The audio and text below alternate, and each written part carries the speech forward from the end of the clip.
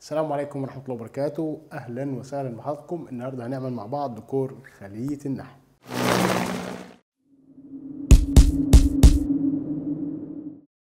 أنا قطعة كرتون يا جماعة على شكل سداسي يعني.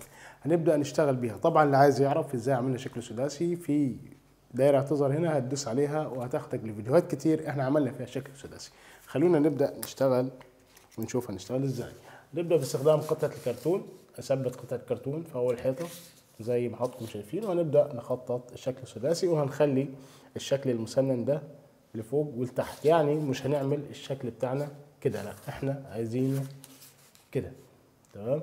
ونبدأ نخطط بالشكل ده. تقدر تخطط بقلم رصاص لو مش عايز اللون الاسود ده يظهر معاك، ولكن انا بخطط بالاسود علشان خطوات الشرح كلها تكون ظاهرة لحضراتكم. ونبدأ نخطط بنفس الطريقة.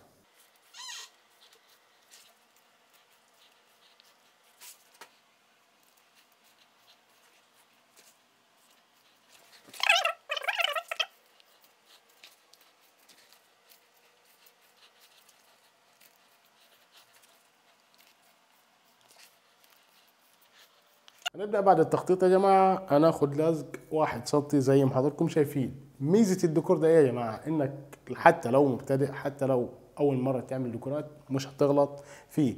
وكل الفيديوهات مكتوب عليها لا تجرب هذا في المنزل، ولكن احنا عايزينكم تجربوا الديكور ده في المنزل، ولو نفع معاكم ما تنسوناش بدعوة حلو. خلونا نشوف.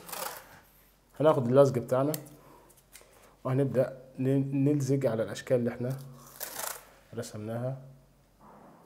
تمام بالشكل ده.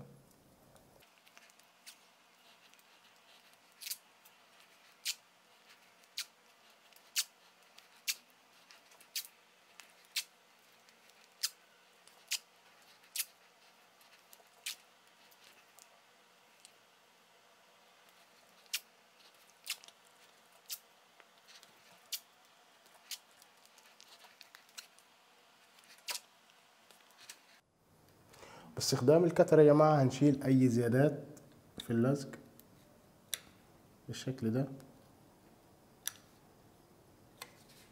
بعد ما لزقنا اللزق بتاعنا يا جماعة وظبطناه وشلنا الزوايد، هناخد لون أغمق من اللون الأرضي اللي هو الرمادي ده. وبالمناسبة ده رمادي مطفي. ده تركواز غامق. ممكن تعمل أزرق، ممكن تعمل أحمر، ممكن تعمل أي لون وتدهن على رمادي هيغطي معاك إن شاء الله. تمام. ولكن أنا يعني اخترت اللون التركواز زي ما حضراتكم شايفين. لون جميل طبعا. هبدأ أدهن باستخدام رولة الدهان بتاعتي.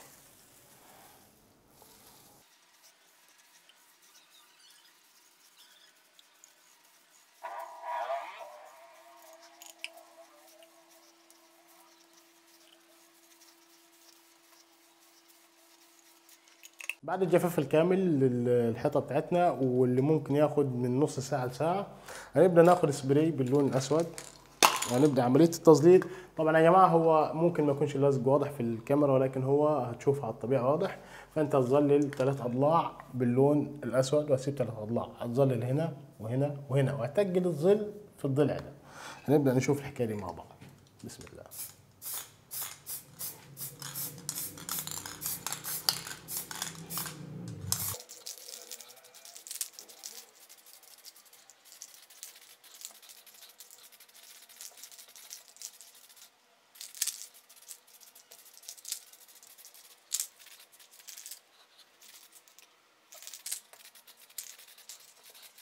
هناخد السبراي الابيض وهنعمل اضاءه في ال3 اضلاع الباقيين.